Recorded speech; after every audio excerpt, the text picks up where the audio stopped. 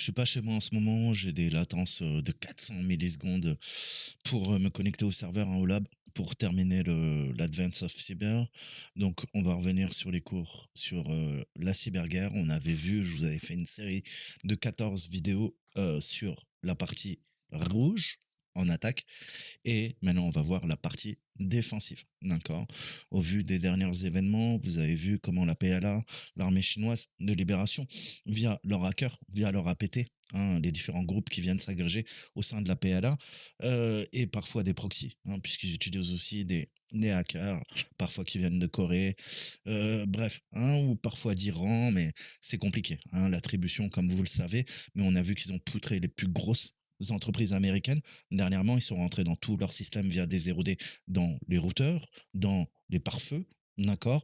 Avanti, Cisco, hein, on a eu un petit peu tout le monde, tout plein de fleurons, entre guillemets, hein, qui sont censés protéger les systèmes, hein. Et le problème, c'est qu'il y a des backdoors qui sont parfois installés par des gens à 3 ou 4 lettres, et malheureusement, si elles sont découvertes par le pays ennemi, par des hackers, eh ben, c'est des 0D qui vont devenir des ND et qui parfois vont devenir publics et on va créer des exploits. Ces exploits vont être poussés et ça fragilise encore le modèle cyber, la cyber-résilience. Et le principe, hein, c'est la meilleure défense, c'est l'attaque. Certes, il faut auditer, mais la meilleure défense, c'est la défense. D'accord? C'est se protéger d'attaques, pas attendre, caser, percer, quoi? Bah, notre défense en profondeur. Puisqu'après, bah, ils sont résidents. Ils sont résidents. Alors, tu peux te vanter de dire que tu les analyses, que ils sont dans tes pots de miel, mais parfois ça va plus loin et il est déjà trop tard, d'accord? Via des MPA. Mais ça, je vous l'avais déjà expliqué, d'accord? Donc l'efficacité d'une organisation, d'un pays, hein, vous savez que c'est important. On va avoir les JO bientôt. Vous savez, nous, pour nous, la France, France Connect, d'accord? C'était des failles qui étaient connues, c'était des failles qui n'étaient pas patchées, d'accord? Et malheureusement, on citera pas de nom, mais 2 grands noms, hein, à plusieurs lettres aussi, hein, qui étaient censés protéger quoi? Les données des Français, qui étaient censés protéger toutes les infrastructures critiques de notre pays. Eh ben, il y a eu des problèmes, d'accord? Et je leur jette pas la pierre, je suis pas dans leurs choses et c'est facile de critiquer ça, le Saltimbanque. En effet, mais bon, à un moment, il faut quand même constater, hein, et prendre les mesures adéquates pour qu'on se retrouve plus dans ce système. D'accord?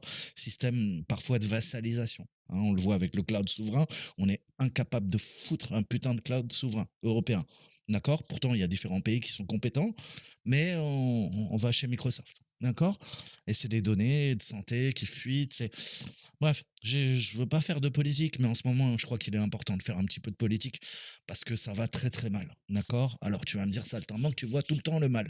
Non, mais si t'aimes ton pays, qui aime bien, châtie bien. Tu vois? C'est pas une question de critiquer le pays, c'est de améliorer, hein, les techniques, nous protéger, nous tous Français, on est tous citoyens de cette France, et de prendre les devants et pas attendre que parfois il y a des experts qui se branlent les couilles.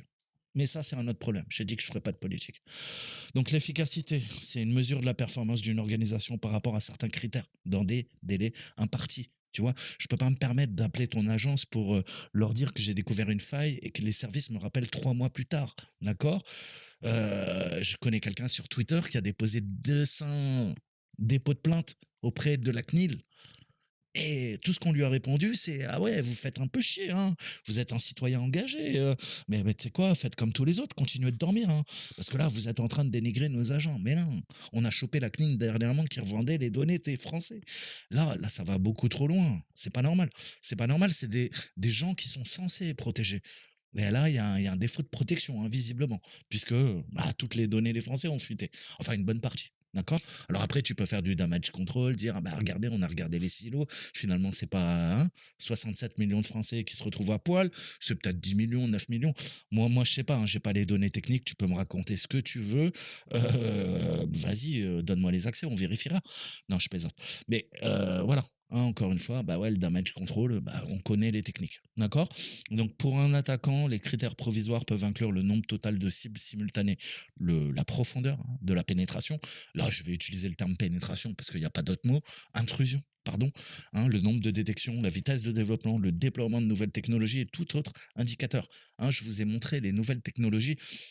C'est des cercles concentriques, pardon, et on a besoin de garder la mainmise sur ces technologies. Elles ne peuvent aucunement fuiter dans des pays étrangers ou se faire racheter par des pays étrangers. On l'a vu dernièrement, j'ai dit que je ferais pas de politique, mais vous l'avez vu, tous ces grands fleurons qui ont été rachetés, d'accord? On a récupéré de la technologie. Alors parfois c'est les Chinois, parfois c'est les Russes, et souvent c'est aussi les Américains, hein? Mais bon, donc il faut comprendre, hein? C'est comme la justice, c'est une balance parfois aveugle. Mais les critères d'efficacité des attaquants, c'est le coût que ça va pour monter l'opération, acquérir l'information. D'accord. Et de l'autre côté, c'est quoi? Quelle est la valeur de l'information qui a été acquise, hein? Donc ça, il faut comprendre. Je ne vais pas monter une opération de 70 millions de dollars pour récupérer moi, je m'en fous, hein, les données de tante Janine. Par contre, récupérer des données biométriques de tante Janine, son ADN, ah bah là, tu vois, c'est beaucoup plus intéressant. Pourquoi? Parce qu'après, derrière, je peux monter des programmes d'armement, d'accord? Peut-être biologique, bactériologique. Et aujourd'hui, notre ADN se balade à gauche, à droite. Vous l'avez peut-être donné si vous avez eu des problèmes avec la justice. Vous l'avez donné pendant la crise du Covid. Cet ADN, on peut le séquencer, hein.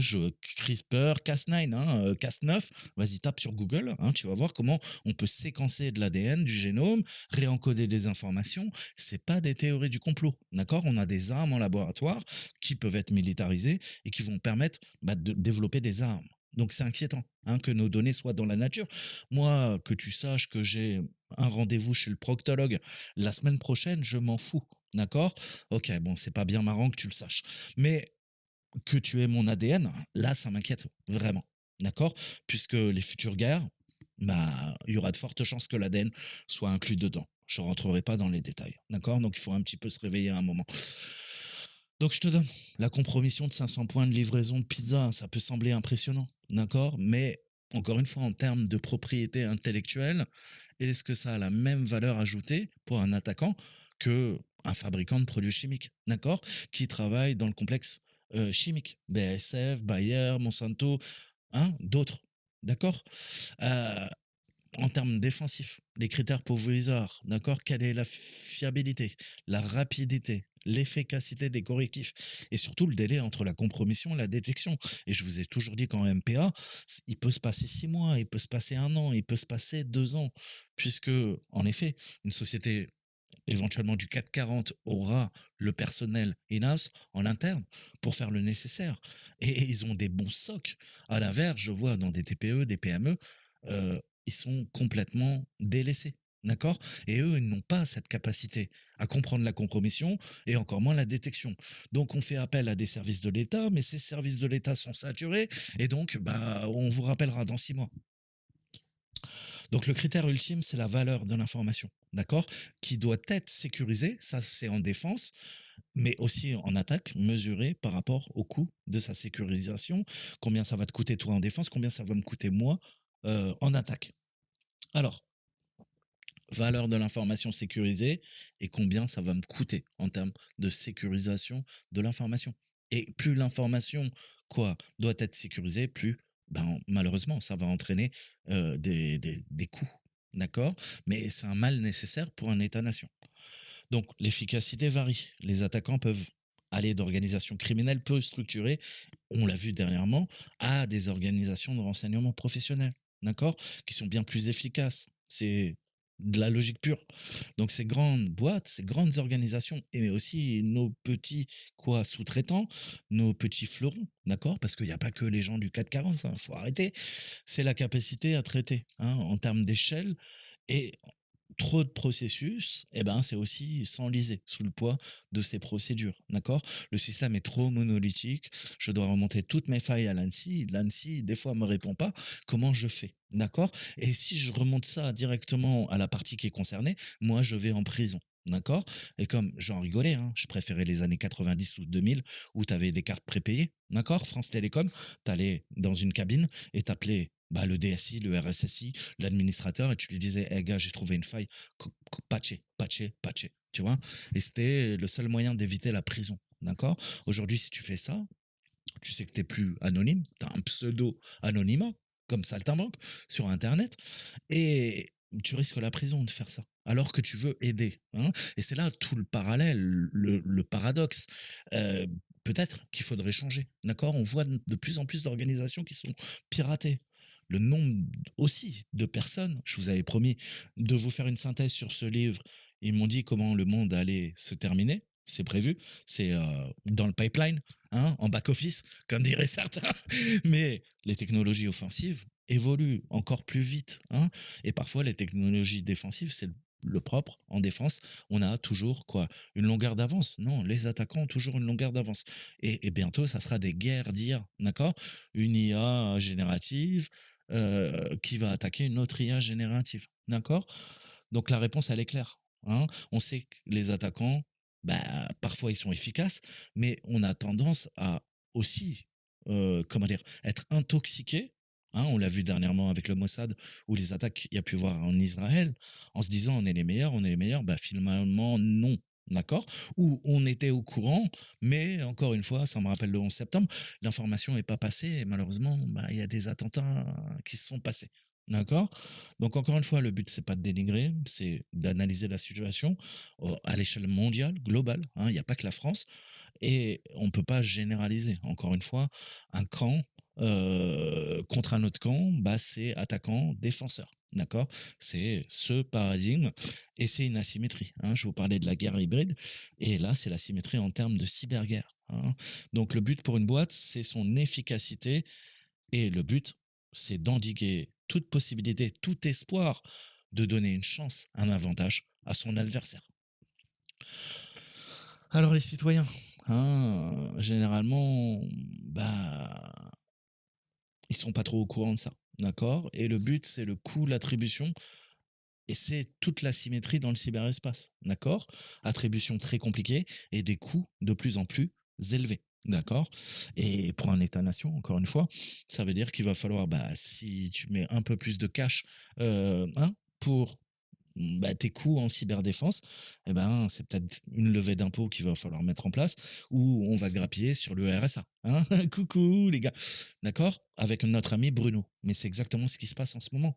On ne peut pas allouer des fonds colossaux dans toutes les parties. Hein.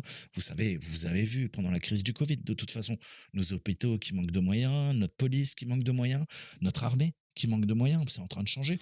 D'accord. Et ces asymétries, hein, tu mets plus de cash dans tel ministère mais moins de cash dans celui-ci, bah, c'est la motivation, l'initiative qui va peut-être pousser aussi ces acteurs malveillants à quoi? Eh bah, à faire du renseignement pour récupérer certaines spécificités sur la technologie que vous utilisez. D'accord. Peut-être les énergies renouvelables au ministère de l'Environnement.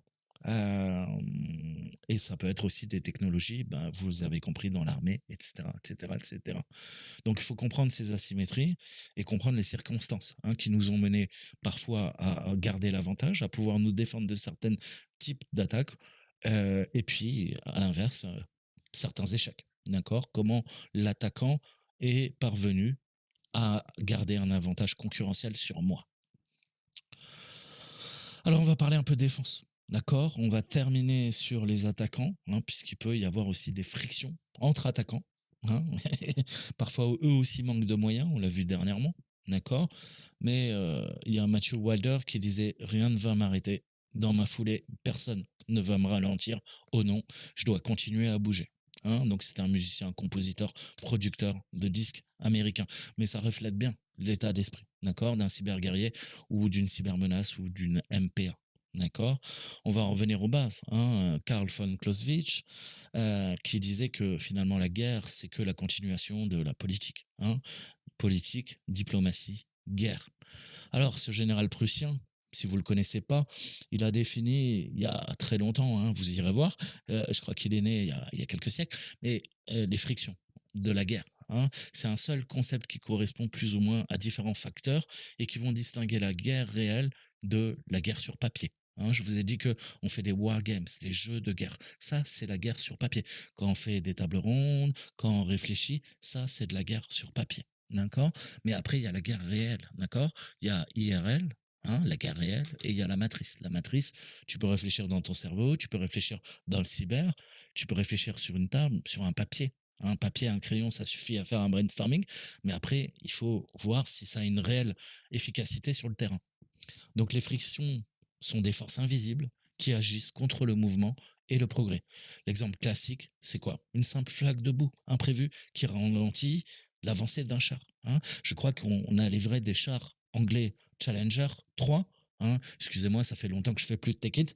Et ils étaient dans la boue, ils étaient dans le caca, et les pauvres Ukrainiens, on leur a livré du matériel. Bah, parfois, les chenilles, hein, tu sais, quand la neige fond après l'hiver, bah, tu te retrouves embourbé. Et je t'avais cité quoi? Napoléon, d'accord? La politique de la terre brûlée. Quand on est parti en Russie, on pensait les avoir. Et ben là, il a connu sa première défaite, d'accord? Et c'est pareil, l'histoire se répète. Et il y a certains militaires qui l'ont pas encore compris, quoi, hein. Un char trop lourd avec des chenilles, eh ben, c'est un bourbier, hein. Il va s'enliser, il sera incapable, on pourra pas l'utiliser, hein. Faudrait mieux, peut-être quoi? Bah, des véhicules d'infanterie légers, d'accord? Des IAV ou des LAB, hein, appelle-les comme tu veux. Moi, je suis pas dans l'armée, mais vous irez voir. Bah voilà, c'est encore une fois ces métaphores. S'il y a pas de bout, l'exploitation des réseaux informatiques partage quelques caractéristiques avec la guerre, hein. On a des camps opposés qui vont planifier leurs opérations, qui exécutent naturellement ensuite leurs objectifs de mission. On a différentes ressources, de l'expertise et de l'expérience des deux côtés. Et celui qui a la meilleure expertise, la meilleure expérience et le meilleur niveau de ressources va gagner. D'accord? C'est aussi simple que ça. C'est très binaire, là, pour le coup. Les logiciels, le matériel. D'accord? Tout ça, c'est important. Les systèmes réseau, nos systèmes d'information, ils sont impliqués dans une dynamique qui est extrêmement complexe. Et cette complexité va apporter des éléments d'imprévisibilité. D'accord? Je te parle tout le temps de ta connaissance de la situation et de l'impondérable. L'impondérable va t'arriver sur la gueule. Je t'ai expliqué que plus le système est complexe, plus de facto ça devient un colosse au pied d'argile. Donc on retrouve ces similitudes dans différents modèles de friction de guerre utile, et je vous ai parlé du CNE, d'accord? L'exploitation des réseaux informatiques définis par le Pentagone. Donc par définition, les frictions, elles ne sont pas imprévisibles. Ne- Par définition, les frictions ne sont pas prévisibles. La friction prévisible serait simplement un obstacle, quelque chose qu'une planification minutieuse peut éviter. Un pare-feu n'est pas une friction. Ses effets sont entièrement prévisibles et testables. Cependant, une modification de l'ensemble des règles de pare-feu est possible, surtout s'il n'y a pas d'avertissement préalable, hein. Vous le connaissez en red teaming. Pourquoi me faire chier à contourner un antivirus si je peux effacer toutes les règles en une commande pour effacer les règles de l'antivirus? Qu'est-ce qu'il fait? Il va scanner, il va regarder sa base de signature. La base de signature, elle est niquée. D'accord? Et peut-être qu'il n'aura pas l'intelligence de se dire, ah ben, on va faire de l'heuristique. D'accord? On va faire de l'analyse statique, dynamique, signature tout de suite. Ok, t'as des sondes, elles font de la signature. Mais si je t'efface ton fichier de signature, eh bah, ta sonde, elle est rendue inopérante. Elle est aveugle. D'accord? Les frictions, elles peuvent être évitées, mais ça veut dire que vous devez les affronter un peu en aveugle, d'accord? Dans votre totale ignorance. Ça demande des scénarios poussés et de se dire, OK, on est en système dégradé, qu'est-ce qu'on fait en système dégradé? Comment on peut opérer avec un système dégradé? D'accord? Et à l'échelle d'une nation, à l'échelle d'une armée, d'accord? À l'échelle d'un SOC, à l'échelle peut-être parfois de certains red teamers qui vont se retrouver avec des outils qui ont été poutrés dans la nature, ou peut-être on va démonter ton serveur de C2 avant que tu puisses terminer ton engagement. D'accord? Ou pire, des malfrats vont quoi? Vont se servir de tes infras de C2 pour pénétrer chez un client. Et c'est encore plus grave. D'accord? Mais je vous avais parlé de tout ça. Donc tout ça, ça doit être pris en compte, et il faut faire une formulation de stratégie offensive et défensive. Alors les erreurs qu'on commet, les erreurs chez les attaquants aussi, hein, ils sont pas aussi bons qu'on le pensait, hein. Je crois qu'il y a des hackers russes, ils pensaient pénétrer dans quoi? C'était quoi? Un barrage? Un barrage? Ah, pas de chance, hein, c'était un petit moulin au fin fond de la Creuse. D'accord? Je vous donnerai pas les détails. C'était dans les journaux. Donc là, on se rend compte que c'est des charlots, d'accord? Donc on se rend compte que parfois, la cyberprojection, tu peux avoir des unités très compétentes qui vont faire appel à des bras cassés, comme Saltimbanque. D'accord? Donc les attaques ne sont pas. Enfin, moi je fais pas ça. Je veux dire, un gars comme moi, tu vois, qui est youtubeur, qui lit un peu des livres, qui est pas trop con, mais qui est pas un génie, tu vois, et qui peut te parler de choses que personne ne fait sur Internet. D'accord? Enfin, sur YouTube, en tout cas, tu vois. Un petit niveau de connaissance quand même, hein.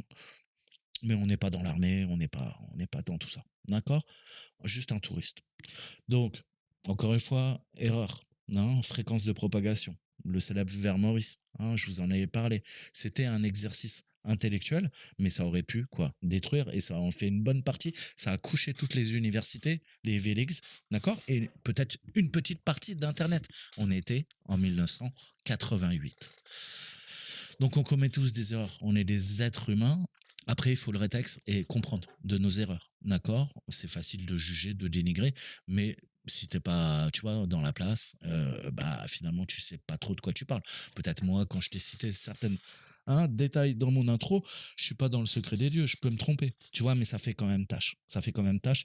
Et même en tant que citoyen, t'es un petit peu énervé, d'accord. Donc, les erreurs peuvent être commises dans tous les aspects de cycle vie opérationnel, que ça soit nous en défense, nous en attaque dans le monde civil, ou après les militaires dans le monde militaire. Incroyable. Donc les attaquants peuvent cibler les mauvais ensembles de réseaux, et c'est tant mieux pour nous. Ils peuvent manquer les services vulnérables et se concentrer sur les aspects les plus difficiles pour un accès initial. D'accord. Ils peuvent extraire trop de données, alerter les administrateurs, exécuter de mauvaises commandes, pas faire du living of the land, ou justement faire du living of the land et tu vas te faire péter, et c'est le brouillard de guerre. Mal saisir des adresses, d'accord. Tout ça, c'est des erreurs qui permettent aux attaquants de se faire choper. D'accord. On a Hector Xavier Moinsegur, Sabou, vous connaissez, LOLsec. Je vous mets tout le temps ce petit verre de vin et ce petit troll, cofondateur de LOLsec, d'accord, qui a oublié d'anonymiser sa connexion à un salon de discussion. Et il s'est fait péter. Et le lendemain, il y avait le FBI qui a tapé à sa porte. Et je vous ai dit quoi? Il y a 3 types de hackers. Il y a le hacker qui travaille et qui s'est pas encore fait choper. Il y a le travailleur qui a travaillé et qui s'est fait retourner par les services. On vous fait tous un petit coucou. Hein. Coucou à toi, ma belle. Donc, les Nord-Coréens auraient répété une erreur similaire en piratant Sony Entertainment. Les auteurs du malware Flame, on a vu, ça a imprégné tout le Moyen-Orient. On avait des indices, naturellement. On cherche tout le temps les serveurs de Command and Control. J'ai présenté l'outil C2 Live, mais on en a d'autres, d'accord, pour mapper en fait tous les serveurs de Command and Control. Et c'est à cette occasion qu'on a vu qu'on a 80 et 150 serveurs de C2 en France qui font des cyberattaques. Et c'est pas tous des red teamers, comme je le disais. Je crois, je suis pas sûr. D'accord. Donc encore une fois, c'est compliqué, mais il faut analyser tout ça.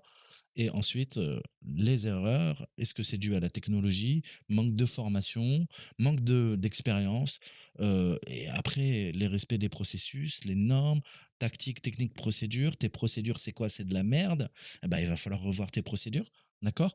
Et tout ça, ça a des conséquences à la fois sur l'homme, l'humain, quand on vient récupérer toutes tes données, elles sont fait payer, et ça peut avoir des conséquences graves. Je reviens. Si un pays qui n'est pas allié de toi à quoi? À une bonne partie du génome de tes citoyens, ça peut être dangereux. Ça peut être dangereux parce qu'il n'y a pas que les cyberattaques, je te l'ai déjà expliqué. Donc ça, il faut en prendre conscience, quoi. On a tendance à se dire, bah oui, mais parce que vous avez pas l'agrégation, vous avez pas la vision holistique. Mais c'est hyper sensible, tu vois. Moi, ça m'inquiète plus qu'on ait mon ADN dans la nature, qu'on sache mon numéro de sécurité sociale. Il y a pas de problème, à la limite, j'ai envie de te dire. C'est con, parce que le numéro de sécurité sociale, tu l'as à la naissance et tu peux pas en changer. Donc c'est déjà très, très grave, d'accord? Et c'est pas normal. Et ça aurait pas dû fuiter. Surtout au vu de ce qui s'est passé, mais je rentrerai pas dans les détails. Encore une fois, je suis pas dans le secret des dieux, mais je crois que ouais, il y a pas mal de sociétés qui travaillent en cybersécurité. C'est des gros charlots, il y a pas que Saltimbanque. Mais je dis ça, je dis rien. Donc essentiellement, l'attaquant peut essayer n'importe quelle combinaison de systèmes, de méthodes, d'accord. On a vu comment attaquer des gens aussi, puisque l'humain, ça peut entraîner des erreurs, d'accord. Et il y en a d'autres qui continueront à se produire. Donc c'est pour ça qu'il faut qu'on réfléchisse et voir comment on peut améliorer la résilience du système. D'accord. Et c'est des conséquences qu'on ne peut pas prévoir. 300 millions de dollars des personnes brillantes, la NASA, malheureusement, il y a quoi? Il y a le Mars Climate Orbiter, il a essayé d'orbiter, il s'est craché sur Mars. Tu vois?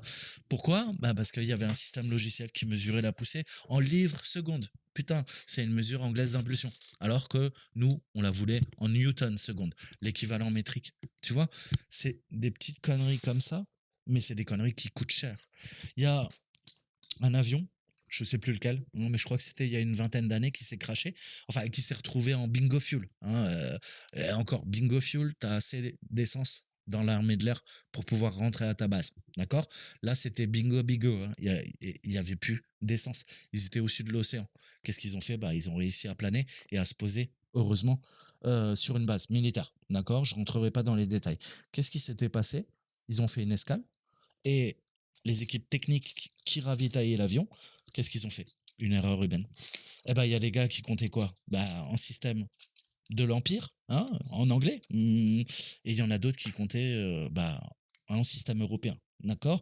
Tu sais que bah, tu as les milles, tu as les miles, tu as les kilomètres, etc. etc., etc.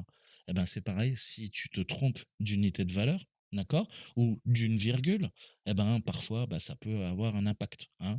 Surtout si c'est un 767 ou 787 avec des centaines de personnes à bord.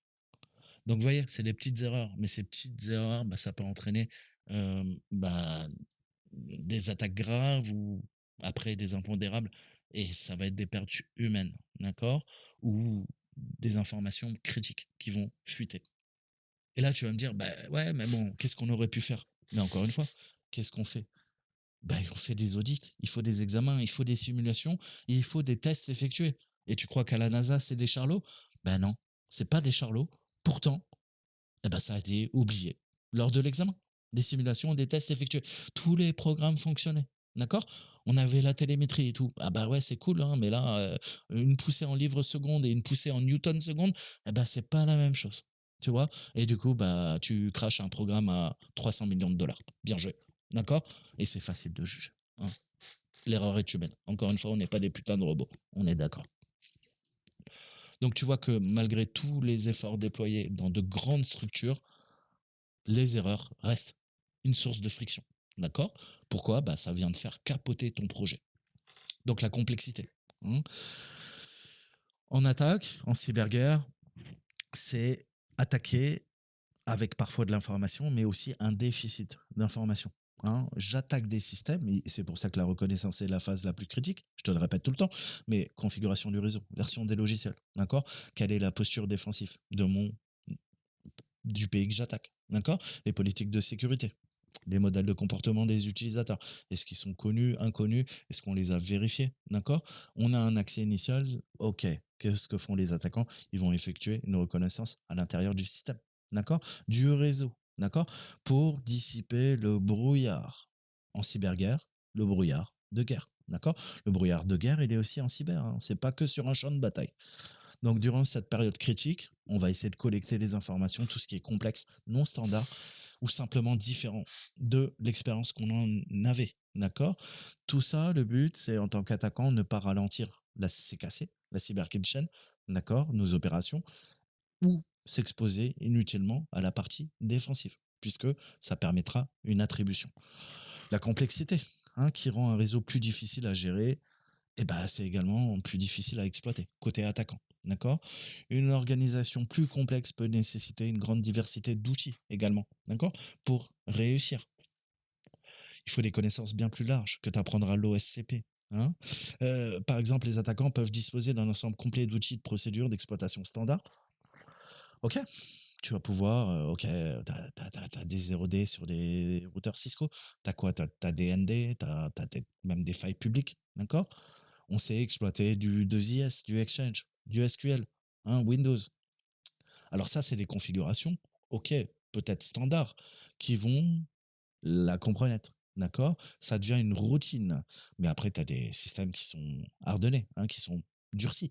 C'est pas les mêmes systèmes dans l'armée que dans le monde civil. Et encore heureux. Hein. Donc, tu prends ta petite routine et puis après, tu vois que c'est plus compliqué. Ou parfois, c'est plus facile. Mais encore une fois, tout est question de configuration réseau.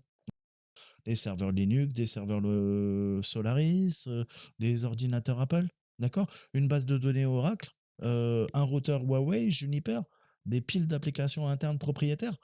Voilà. Qu'est-ce que c'est cassé? Bah, c'est la compromission de l'ensemble de ces systèmes pour pouvoir parvenir à ma fin. Alors, ça peut être compliqué, hein. Moi, toi, OK, tu sais poutrer du routeur Huawei, tu as déjà poutré du routeur, Juniper? OK, tu sais attaquer des serveurs Linux, tu as déjà attaqué du Apple? OK, tu fais du Linux, tu as déjà attaqué du HPUX, du Solaris? Base de données Oracle, c'est pas une base de données MSQL, ni MySQL. OK. Donc tu vois que tout ça, bien sûr, ça va former la CKC, mais il faut des compétences techniques pour chacun de ces outils, chacune de ces strates, d'accord? Chacune de ces briques pour que finalement la voie à suivre soit claire, d'accord? Et ça va complexifier la cyberattaque, et heureusement.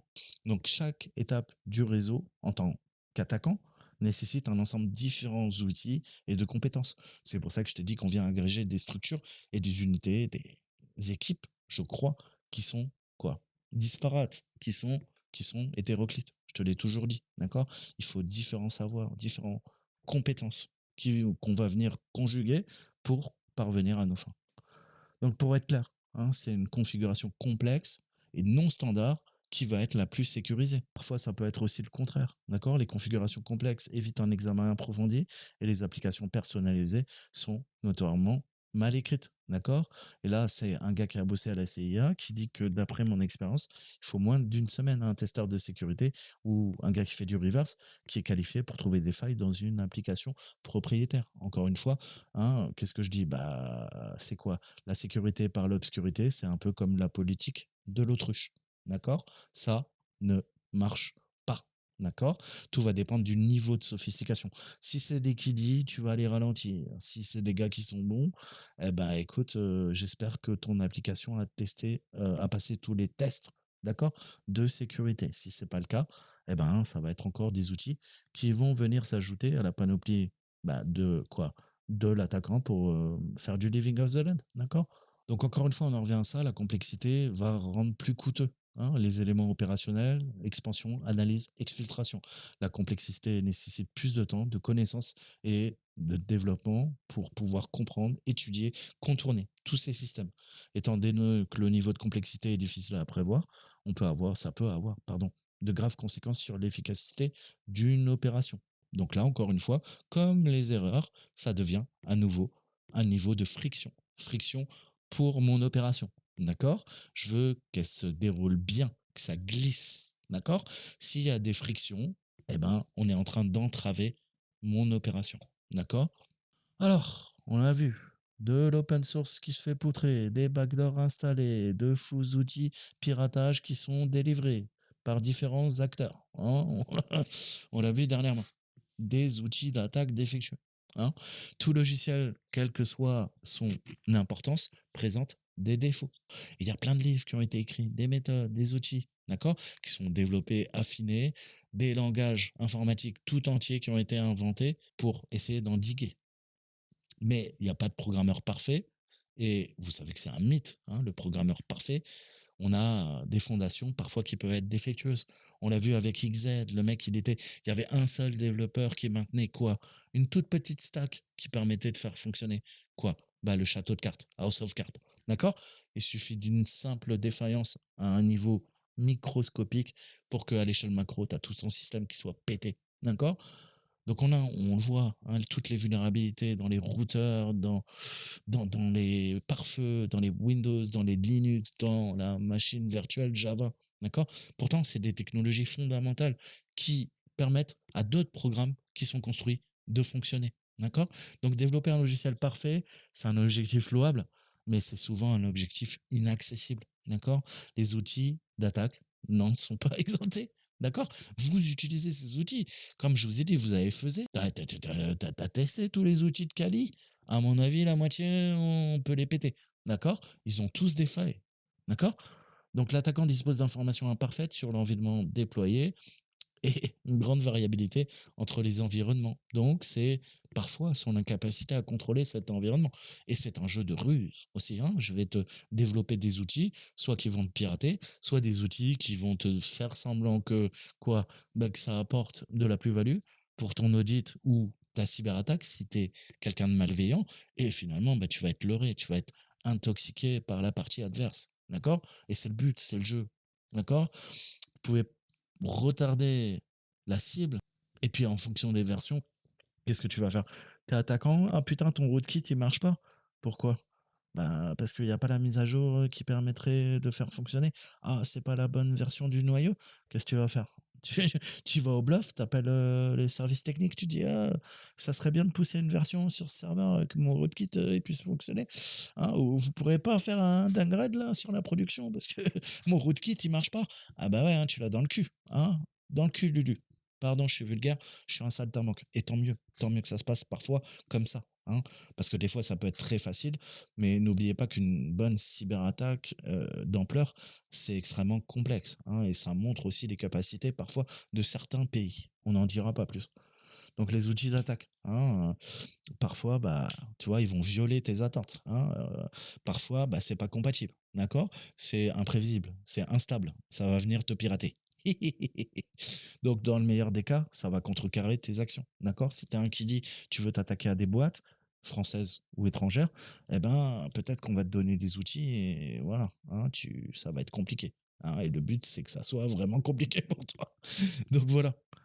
Comment tu vas faire? Si tu as aucun recul, tu débutes. Tu as un qui dit, bah ouais, ça va être des obstacles, hein, logiciels de sécurité, des points d'engorgement intentionnels, hein. Parfois pour identifier aussi les acteurs de ces outils, d'accord? Neutraliser les logiciels malveillants, mettre en place des balises, des kill switch. Mais je vous avais déjà expliqué tout ça. C'est le jeu, hein, d'accord? Donc on va parler un petit peu du rootkit Aleuron. Donc encore une fois, les auteurs de logiciels malveillants utilisent des méthodes non prises en charge et potentiellement déstabilisantes, hein, pour compromettre les systèmes. Et puis ils souhaitent aussi cacher leurs logiciels malveillants puisque, bah, en effet, il y a des systèmes de défense. Donc la plupart des exploits, d'accord? Typiquement, un exploit, vous le savez, c'est un bout de code, un logiciel, qui va tirer parti d'une vulnérabilité. D'accord? Bah, c'est pas fiable par nature. Je t'ai dit que tu peux pousser un kernel exploit, tu peux cracher la machine. Donc, il y a un niveau élevé, hein. Un auteur d'exploit doit reproduire de manière fiable une faille que même en production, d'accord? Ou que les producteurs de la technologie et qui donc de facto bah, connaissent mieux le système que toi qui l'attaque de l'extérieur en black box, eh ben, n'ont pas trouvé, d'accord? Donc ça demande un niveau d'exigence. Et ce niveau d'exigence, heureusement, ben, c'est quoi? C'est des coûts pour monter la cyberopération, d'accord? Ça va demander beaucoup d'argent. Et justement, l'argent, c'est le nerf de la guerre. Plus les acteurs malicieux qui voudront peut-être attaquer notre pays devront dépenser de l'argent, plus bah, c'est une guerre psychologique, une guerre économique, et plus c'est cher pour eux, mieux c'est pour nous, tout simplement. D'accord? Pourquoi? Parce qu'on, voilà, déjà il y a la contrainte économique, hein, et ça joue énormément. La variation de vitesse de traitement, la quantité de mémoire, la charge système, la latence du réseau, eh ben ça peut aussi affecter quoi? Bah, la fiabilité d'un exploit. D'accord? On l'a vu avec XZ, d'accord? On n'avait pas tous les mêmes latences, hein, au niveau de la backdoor SSHD via système D. D'accord? Donc, tu peux tester dans un laboratoire. Un laboratoire, ça reste un laboratoire. Et après, ça ne veut pas dire que la répétabilité de tes opérations IRL, d'accord, dans le cybermonde, dans le cyberespace, bah forcément, c'est fonctionnel sur tous les systèmes d'exploitation. Et parfois, bah, tu vas avoir bah, quelques dépendances qui diffèrent. Tu vas avoir bah, justement des quoi? Bah, des variables qui vont être introduites et ça nique toutes tes constantes. Donc en théorie, hein, cette fiabilité, elle peut être assurée, naturellement, hein. Quand c'est des gars du TAO, des gars qui travaillent, c'est leur métier, tu as bien compris qu'on va faire beaucoup de tests, hein, on va affiner pour que les exploits soient les plus fonctionnels, d'accord? Test automatisé ou non. D'accord? Mais c'est pareil, encore une fois, ce manque de contrôle sur l'environnement, la variabilité du système et la sensibilité aussi, hein, à de légères différences, eh ben, qui vont rendre justement le test des outils d'attaque onéreux, hein. Là, je te parle pas de toi en red teaming, je te parle de la cyberguerre, hein, quand tu fais partie d'unités spécialisées dans ce domaine. Ajoutez maintenant que certains outils nécessitent bah, le fait que tu veux pas prouver qu'il marche, mais de prouver le fait qu'il ne marche pas. Dans le sens où un outil est furtif, eh ben, le but, c'est qu'il soit pas détecté. D'accord? Ou qu'un exploit échoué aussi, bah, ça fera pas planter un système. Donc, encore une fois, hein, les 9 cercles de Dante, hein, qui est descendu jusqu'au plus profond des enfers, de Dante Alighieri, hein, bah, voilà, faites des tests et ces tests, tu vas aller de plus en plus profond. Pourquoi? Pour t'assurer que c'est bien fonctionnel et ça va te coûter énormément d'argent et beaucoup d'équipes. Mais ces défauts, encore une fois, ils sont inévitables. d'accord? À moins que tu sois tu vois, le meilleur avec, des fonds illimités. Mais ça n'existe pas. Donc comment ça peut affecter ton opération? En rouge, d'accord? Dans le monde militaire, je répète, d'accord? Et comment vont-ils se manifester, tous ces défauts? Donc il faut réfléchir quand tu fais de la conception d'exploits et des cyberarmes, hein, des cyberjoujous, on va pas se mentir, hein, on parle bien de ça, hein, je crois, hein, d'accord? Comment ça va affecter ton commandement et puis il y a des contrôles persistants sous-jacents, hein, qu'il faudra élaborer, voilà, parfois éliminer. Donc imaginons qu'on a un outil pour cacher des fichiers à l'utilisateur, hein, et ben, on va peut-être parfois détourner la logique, hein. Sony a installé, alors vous le savez peut-être pas, mais depuis 2004 dans les CD de musique, hein, un programme de protection contre la copie. Eh ben, ça peut être détourné. D'accord. Donc, ils étaient super sympas, hein. Tu mettais le CD de Sony, t'écoutais ta musique, hein, sur ton ordinateur, et là, bah, tu avais une backdoor avec un rootkit qui s'installait. Merci Sony. Donc, les plus grands hackers, parfois, hein, tu vois, c'est pas Toto le hacker, hein, c'est parfois de grands groupes, hein, mais qui veulent, voilà, hein, ils sont gentils, ils t'installent des rootkits, mais c'est parce qu'ils ont pas envie que, tu vois, tu puisses copier des CD de musique. D'accord. Et là, tous les fichiers qui commencent par $6, bah, ils disparaissent. D'accord. Mais le souci, c'est que cet outil qui a été codé par les meilleurs ingénieurs de chez Sony, eh ben, il y avait une faille. D'accord.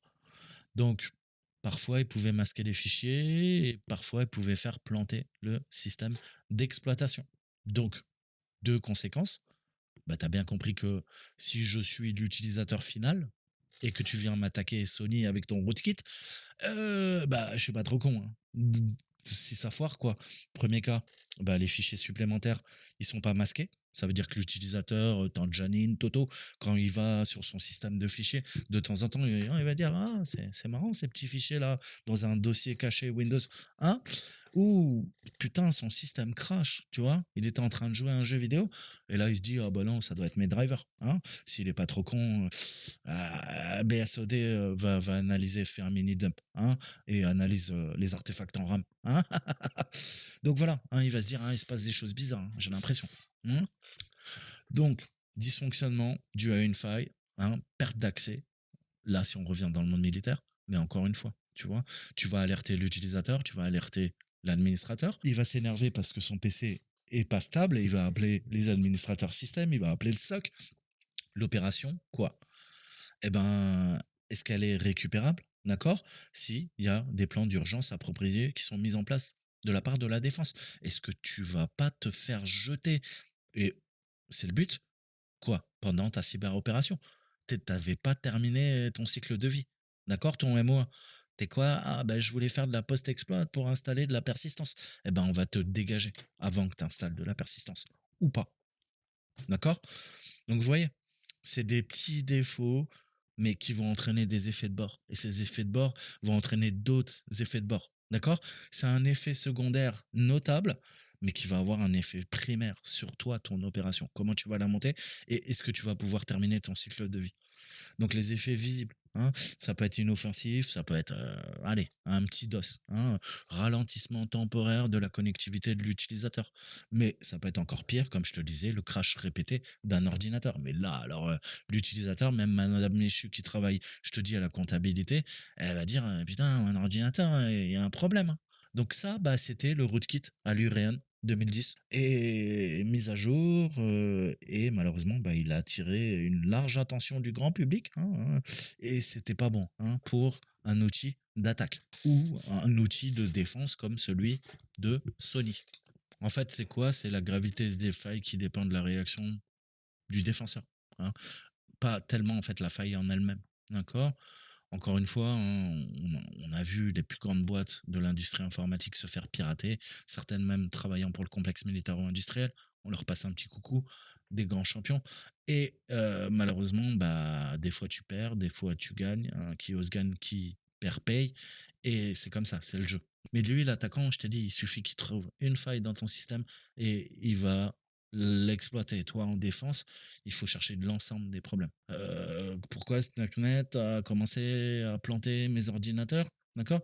Pourquoi mes centrifugeuses se sont excitées au point de s'enflammer? Ça a coûté des millions, ça a coûté des mois au programme d'enrichissement de l'uranium iranien et des années d'efforts. Mais ils ont persévéré et ils ont repris le programme. D'accord? Donc tout ça, il faut en être conscient, c'est la nature imparfaite du développement logiciel qui te poussera dans tes derniers retranchements, à la fois en défense et à la fois en attaque. Et ça restera toujours un problème, puisque des logiciels défectueux, c'est un problème pour faire de l'exploitation de systèmes d'information ou informatique, ce qu'on appelle le CNE, d'accord, à la NSA et à la CIA et dans le Patagone, d'accord. Donc ça entraîne dommages opérationnels, programmatiques qui sont causés et c'est des frictions pour l'opération et parfois ça peut être insignifiant, d'accord. La bécane est ralentie mais tant que Janine ne va pas s'en rendre compte, à catastrophique, d'accord. Tu craches l'ensemble du pupitrage, d'accord, dans une centrale. Et là, bah, les pupitreurs vont se dire, ah, je crois qu'il y a un problème. D'accord? Donc tu voulais voler sous les radars, tu viens de te faire griller. Et le but d'une cyberopération, c'est de tout le temps voler sous les radars. Infiltration, exfiltration. Ça, c'est une bonne opération CN. Mise à niveau, mise à jour. Je vous parlais des asymétries. Les défenseurs, ils contrôlent le terrain, hein, c'est leur terrain. Donc ils ont un avantage sur vous, hein. Je t'ai dit qu'en attaque, eh ben, il faudra mettre plus de force d'infanterie pour attaquer un terrain qui est bien défendu. Puisque les défenseurs, ben, ils ont l'avantage. Parfois, ils ont la hauteur, etc., etc., etc. Donc, le domaine technique va évoluer. Il peut évoluer en fonction, bah, parfois d'impératifs opérationnels et comment on défend, certaines contraintes économiques également. Il peut y avoir aussi, c'est bien de défendre un système, mais il peut y avoir des fusions d'entreprises, l'ouverture d'une nouvelle section, département, bureau, d'accord. L'intégration de systèmes chez un fournisseur, fournisseur qui va être compromis par une attaque de chaîne logistique par un sous-traitant, on l'a vu dernièrement. Tous ces types de changements, tu avais une bonne défense, mais elle commence à être contrecarrée par ces modifications. Mise à niveau, mise à jour, soit de tes systèmes d'information, soit peut-être de tes procédures, soit peut-être une modification de ton entreprise. Et soit elle va s'accroître via une OPA agressive, soit eh ben, le fait qu'elle soit de plus en plus complexe, comme je t'ai dit, eh ben, forcément, c'est des systèmes de plus en plus compliqués à maintenir, à défendre et à remettre en place si jamais ils se font attaquer. Donc cette mise à niveau en termes technologiques, ça peut être aussi remplacer une technologie existante qui était parfois plus robuste. Mais la technologie précédente, généralement, elle n'est pas complètement supprimée. D'accord. Tu améliores un téléphone, tu améliores une voiture. D'accord. Tu l'échanges avec ton ancien téléphone ou ton ancienne voiture, mais l'objet reste le même. Mais maintenant, on vient d'ajouter une petite puce d'intelligence artificielle qui va venir fliquer tout ton téléphone. D'accord. Avant, il fallait le faire à distance. Maintenant, j'ai même plus besoin de payer un agent. J'ai des petites puces d'intelligence artificielle qui vont te faire de l'intelligence artificielle, qui vont devenir tes meilleurs compagnons. Ils vont tout connaître de ta vie. Plus tu vas leur parler, plus ils sauront t'apprécier. Tu vas te faire plein d'amis artificiels. C'est le futur de demain. Mais tu peux ajouter aussi un nouveau pare-feu. D'accord. Alors le pare-feu, ça va pas remplacer quoi, l'ancien pare-feu. Il va juste évoluer. Il y a de nouvelles couches, de nouvelles composantes. Il devient de plus en plus complexe. Mais c'est de nouvelles strates qui, parfois, bah, n'existaient pas avant et qu'on va pouvoir à nouveau attaquer. Donc, tu vois, le simple fait d'upgrader, de mettre à jour un équipement, c'est parfois aussi élargir la surface d'attaque. D'accord. Avant, il n'y avait pas de console type ILO, enfin, différents systèmes sur ton serveur pour pouvoir s'authentifier à distance. D'accord. Quand on fait de l'infogérance, on se connecte à distance dans les centres de données et on gère les serveurs et on héberge, d'accord, pour certains clients, certains types de clients. Bah avant, il n'y avait pas ces consoles. Maintenant, il y a ces consoles. D'accord. Ces consoles, bah, on peut les exploiter. On peut maintenant rentrer dans un centre de données via ces systèmes on-chip. D'accord. Il y a un ordinateur dans l'ordinateur. Je t'avais parlé du Intel Management, hein, qui est la parfaite petite porte dérobée sur vos systèmes. Euh, voilà, encore une fois, je remplace un système de sauvegarde qui utilisait des sauvegardes sur bande. Coucou Pôle emploi, des sauvegardes LTO sur bande, hein, et ouais, j'avais un petit camion qui arrivait, qui transférait les données hors site et qui les stockait à un endroit à l'abri de l'eau, du feu, hein, et de la Troisième Guerre mondiale. Maintenant, qu'est-ce que je fais? Ah bah, système de sauvegarde. Ça fait pareil, hein, mais c'est sur le cloud. Cloud Azure, hein, ou AWS. Et, et voilà. Et si le cloud est attaqué, ton petit nuage se fait pirater, et ben c'est toutes les données des Français qui se font violer. Putain, j'adore rimer en et. Je vais devenir rappeur. Donc tu comprends, hein? L'évolution, parfois, c'est pas bien, c'est pas bien. C'est pour ça que je vous encourage à arrêter, surtout les services de l'État, arrêtez de stocker dans le cloud. Faites des putains de sauvegardes sur borne, comme on le faisait il y a 20 ans, tu vois, chez des AIV, chez des OIV. Et je rentrerai pas dans les détails, tu vois. Mais ça, c'est les bases. On veut vivre avec son temps. Bah, le cloud, c'est l'ordinateur de quelqu'un d'autre. Alors arrête de croire que un jour ça se fera pas pirater, qu'un jour ton allié va pas violer quoi, toutes tes données, d'accord, et les exfiltrer sur des serveurs de base de données stockés dans l'Utah, à Bluffdale. Coucou, 3 lettres. Voilà, mais ça on le sait, donc maintenant il faut arrêter, quoi. Mais je crois qu'il y a certains politiques qui l'ont pas compris. Je pense que les militaires et les gens qui travaillent à de hauts postes dans la fonction publique ont bien compris. Le problème, c'est nos politiques qu'il faut sensibiliser. Donc, je te fais tout le temps des métaphores, je te donne des exemples triviaux, à la con. Mais tu penses améliorer, faire une mise à jour, c'est une amélioration, certes, pour toi, hein, en termes de productivité ou de facilité, parce que là, ça part, ça se synchronise directement sur le cloud. J'ai quoi? J'ai pas besoin de faire appel à un sous-traitant qui va devoir être qualifié pour pouvoir faire ce travail et récupérer des données sensibles qui sont stockées sur bande et les archiver à un endroit sécurisé, inconnu, qui me permettra de stocker toutes ces données, d'accord? Et ça prend beaucoup de place. C'est des plein de LTO. Pour une grosse entreprise, ça peut être, je sais pas, 20, 25, 30 LTO, d'accord? Par jour, des fois par semaine. Tout va dépendre de la structure. Je rentrerai pas dans les détails, mais c'est un mal nécessaire et c'est chiant, d'accord? Et il y a d'autres sous-traitants parce que tu peux pas le faire en interne. Il va falloir les auditer. Est-ce que c'est des gens sérieux? Ah, c'est beaucoup plus simple de mettre sur le cloud, mais ça va être encore plus simple de te faire niquer. D'accord? Donc, des fois, bah, ça entraîne des coûts, des surcoûts. Malheureusement, ces surcoûts, eh ben, ils sont nécessaires. Donc, la mise à jour, l'amélioration, c'est pas forcément un bon point. D'accord? Des fois, bah, ça peut entraîner des défauts en termes de défense. Tu vas acheter des nouveaux freins chinois. Tu es allé sur une centrale de vente que je ne citerai pas. On t'a dit, mais regarde, c'est beaucoup moins cher. Qu'est-ce que tu fais? Tu fais une évolution, une mise à jour. Tu avais des nouveaux freins qui étaient quoi? CE, certifiés Europe. Hein, on a fait des tests poussés dessus et on te dit, mais moi, je peux les avoir 10 fois moins cher, ils viennent de Chine. Et là, c'est une contrefaçon. Et tes plaquettes de frein, en fait, c'est quoi? Bah, c'est du foin qu'on a compressé en Chine pour qu'ils deviennent extrêmement compacts et on l'a peint en noir. Et puis on a mis des petits autocollants. Hein, c'est une histoire vraie, hein, c'est pas des conneries. Donc tu vas freiner une fois, 2 fois, 3 fois, et bah t'es sur l'autoroute ou dans une ligne droite et tu vas prendre un virage. Et au quatrième freinage, bah ta voiture va partir tout droit. Tu vas faire un sous-virage. Tu t'auras beau tourner le volant, la voiture elle va avoir une perte d'adhérence. Tu vas foncer droit dans le mur, tu vas crever. Voilà. Donc tu as fait une évolution de tes plaquettes de frein, sauf que cette évolution, bah, tu as bien compris qu'en fait, tu aurais dû rester avec les anciennes. D'accord? Tu as voulu payer moins cher. C'était beaucoup plus pratique. D'accord? J'avais pas besoin de voir mon garagiste, hein. J'achète des plaquettes de frein chinoises et je les installe tranquille dans mon jardin.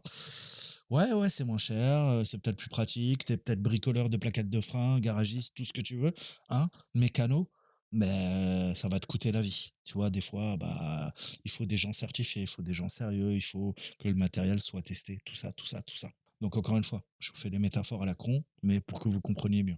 Donc encore une fois, quand on introduit dans un système de nouvelles pièces, surtout dans l'armée, est-ce qu'elles sont plus efficientes?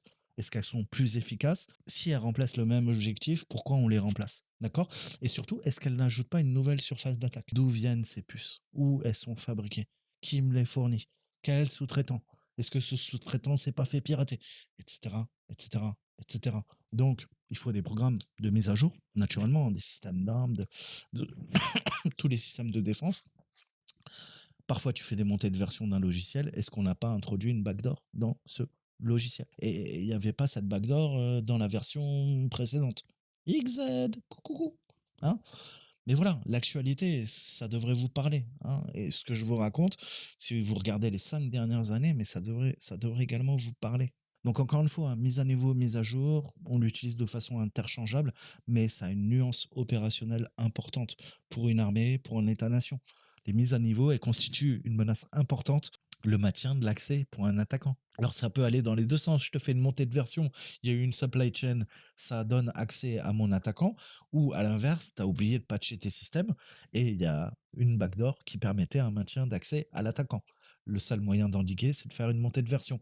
Donc des fois ça sera bénéfique, des fois ça aura un impact négatif. Il faut des gens compétents et de l'audit pour analyser tout ça. Et ça coûte de l'argent. T'as un serveur de rebond, t'es tout content. Hein, ça te permet quoi? Bah, de passer par l'internet, et de rebondir. Serveur de rebond qui me permet maintenant de sonder le réseau interne d'une entreprise, d'une armée. Je peux remplacer le serveur. Merde. T'avais quoi? T'avais ton serveur de rebond, d'accord? Ta backdoor dedans? Change le serveur. T'as plus d'accès. Mais c'est en train de niquer ta cyberopération. Hein. Merde. D'accord? Ou j'installe un nouveau pare-feu. J'installe d'autres sondes qui vont me permettre de détecter des attaques. J'étais dans la capacité, je deviens en capacité, tu vois, via des senseurs, via des capteurs, de maintenant te détecter. C'était pas le cas il y a une semaine, c'était pas le cas il y a 2 jours. Tout ça, ça va modifier ta tactique, ta stratégie en termes de cyberopération. Les méthodes de récupération des données, qu'est-ce qui va se passer? T'as corrompu des sauvegardes, ok, mais si le système de sauvegarde est remplacé, eh ben pareil, ok, t'avais installé une backdoor dans un système de sauvegarde, système de récupération de données, dans une base de données. Si le matériel est changé, remplacé, ou si on détecte bah, ta backdoor, ou si on met à jour, et que cette backdoor est quoi? Bah, elle utilisait des exploits bah, qui fonctionnaient mais qui ne fonctionnent plus. Pourquoi? Parce qu'on a fait une mise à niveau. D'accord? Donc comprenez, hein, c'est pas, il faut pas faire de mise à jour, il faut pas monter de version, que ça soit du matériel ou que ça soit des systèmes d'information ou techniques ou informatiques. Cependant, ça peut avoir parfois un effet bénéfique, comme tout, c'est binaire, et un effet néfaste, soit sur la cyberopération qui est en train d'être lancée, vous, en tant qu'attaquant, soit, à l'inverse, pour les défenseurs, ça va leur permettre de quoi? Bah, d'endiguer la cyberattaque des cyberattaquants. Aussi simple que ça. Donc les mises à niveau, il faut bien y réfléchir, remettre en question aussi bah, les méthodes de persistance hein, de l'attaquant. D'accord? Ok, passer de Windows XP à Windows 7, d'accord? Est-ce que ça fait une petite différence en termes d'exploitation? Non, franchement, il y a autant de failles. Il y a encore plus de failles sur XP que sur Windows 7. Vous savez qu'une fois que les SP, les services packs ne sont plus maintenus par Microsoft, bah, vous avez même plus de mise à jour. D'accord? Donc il y a des backdoors non corrigés. Par contre, si je migre d'une machine XP à. Alors, il va falloir bidouiller le TPM. Mais si tu bidouilles le TPM, tu rétrogrades en TPM 1.0 et pas en 2.0 puisque c'est une des spécifications pour pouvoir installer maintenant, je crois, Windows 10. Enfin, surtout Windows 11. Windows 10, je suis pas sûr. Bah voilà, mais là, ça fait une grosse différence. Tu avais une machine vulnérable en XP, tu passes sur Windows 11, tu fais du hardening. Ah bah là, le champ des possibles, hein, pour un exploitant malicieux, un attaquant. Hein, un gars qui va faire une cyberopération et qui se servait de cette machine, ah bah la machine elle est 40 fois plus sécurisée, peut-être 100 fois plus sécurisée, puisqu'on a beau dénigrer Windows 11, mais on a incorporé quand même hein, des couches, des strates. Il n'y a pas, enfin voilà, il n'y a pas que le fait de tourner en sandboxing. Je vous avais parlé de l'HVCI, faire de la SLR, la randomisation des plages mémoire, protéger le noyau. Hein. Enfin, il y a d'autres techniques. Alors, ça ne veut pas dire qu'on ne peut pas pirater un Windows 11, mais tu as bien compris que c'est beaucoup plus, comment dire, euh, difficile d'attaquer un Windows 11 en 64 bits qui est sandboxé et qui est bien protégé et sur lequel on a fait du durcissement que d'attaquer un XP 32 bits non patché hein, avec bah, tous les défauts qu'il y avait à l'époque. Donc encore une fois, ça c'est bien, c'est des portes dérobées en moins pour les attaquants. Par contre, si c'est toi l'attaquant, bah, on est en train de te couper l'herbe sous le pied, d'accord? Et ça va jouer sur ton cycle de vie et sur ta cyberopération. Donc, encore une fois, l'accès de l'ordinateur disparaît. Merde, hein, c'était notre entrée sur le système. L'ordinateur, on l'a jeté à la poubelle. Merde. Et on est passé à une autre solution. D'accord? C'était un serveur qui servait de VPN. Maintenant, on utilise des services dans le cloud pour pouvoir accéder aux appliances. D'accord? Donc, encore une fois, ça va constituer des menaces pour votre cycle de vie et les mises à niveau, parfois, bah, vont desservir la partie vous l'avez compris, défensive, des fois, elles vont la renforcer. D'accord? Et c'est pareil pour vous. Soit ça va vous faciliter la tâche, soit bah, ça va nuire à votre cycle de vie et rajouter des surcoûts de développement pour pouvoir lancer votre cyberattaque. Que ça soit pour des cybercriminels, des services de renseignement, qui tu veux, mon copain. Mais faire des mises à jour, bah, c'est ce qu'on fait en développement logiciel. D'accord? Le but, c'est d'améliorer le système et bah, ça coûte pas très cher. Bah, ça vaut le coup quand même. Donc les attaquants, ils vont essayer d'établir des accès dans des zones du réseau, hein, parfois en périphérie, et pareil, si ces systèmes changent, eh ben, ça peut endiguer bah, tes cyberattaques. Tu avais un système Mac OS X en 18, tu passes en 19, et bah, le logiciel que tu utilisais pour attaquer la machine, bah, maintenant, il fonctionne plus. Donc imagine qu'on te dégage du système, ok, tu connais l'adresse IP, imaginons que ça soit une adresse IP fixe au sein du réseau que tu attaques, sauf que là, tu attaques la même adresse IP, mais c'est plus le même Mac OS X. Et là, tout le programme que tu as codé pour pirater tous les macOS X 18, ah bah, tu te fais niquer, hein. Maintenant, il y a plus aucun macOS X 18, on est tous en 19. Ah, ça fait une grosse différence. Et toi, ça te nique ton cycle opérationnel, d'accord? La mise à jour d'Office, d'accord? Encore une fois, ça va pas modifier l'endroit où les documents sont consultables.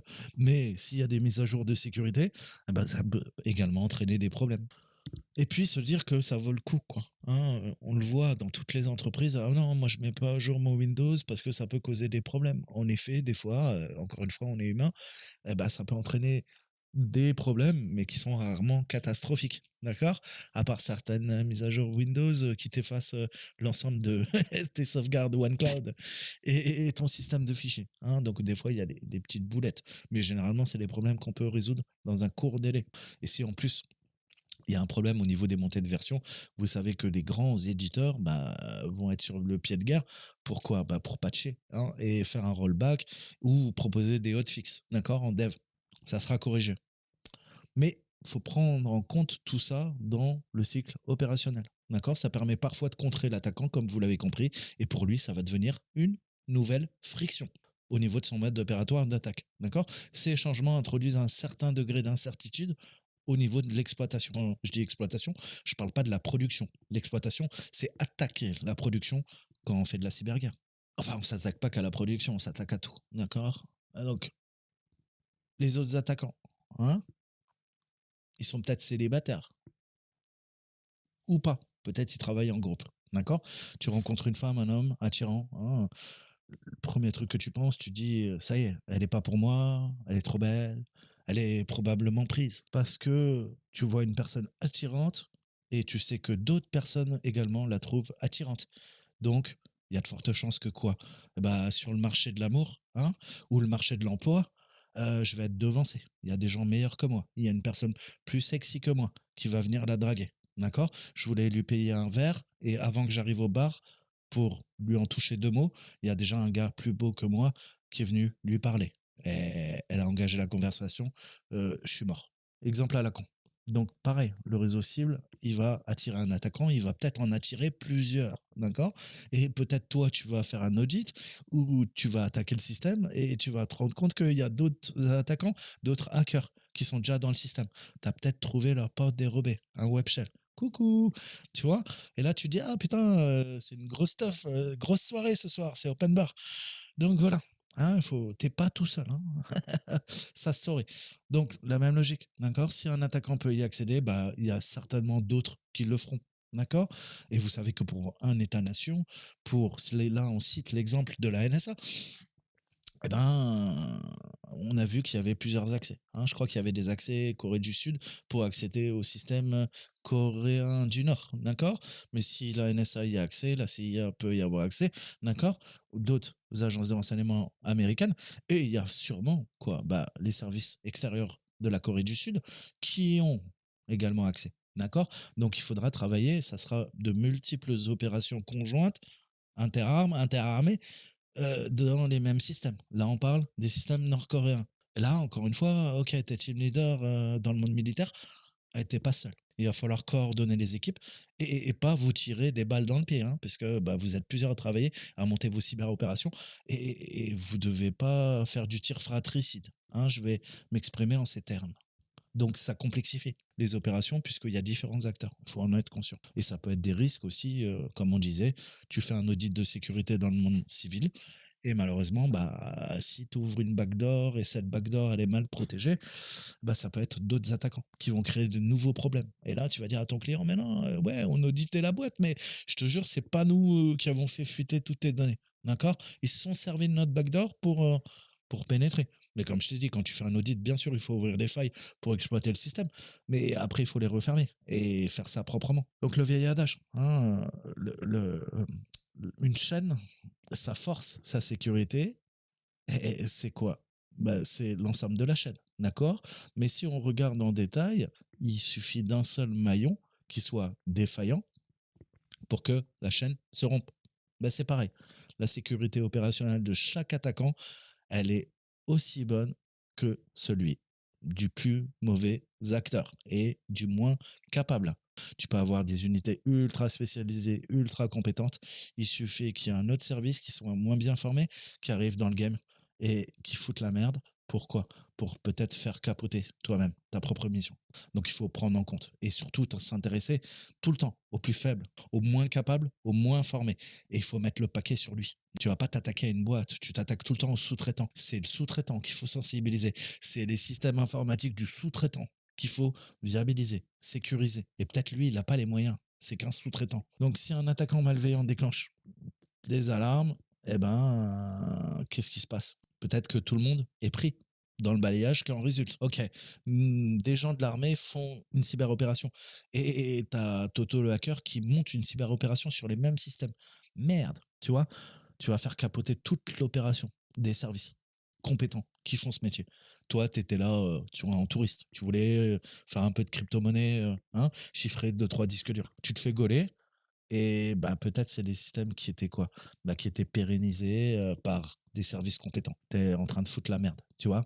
Et des fois, bah, ça peut être dangereux. Équation groupe. Rapport Kaspersky 2015. Comment avez-vous découvert ce malware? Le rapport note qu'il n'a pas été découvert directement. Intéressant.